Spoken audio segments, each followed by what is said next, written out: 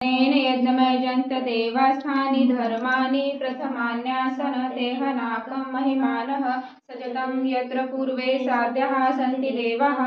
ॐ राजाधिराजाय प्रसय्यसाहिने नमो वयं वैश्रवणाय कुर्महे समे कामान कामकामाय मह्यं कामेश्वरो वैश्रवणो ददातु कुबेराय वैश्रवणाय महाराजाय नमः।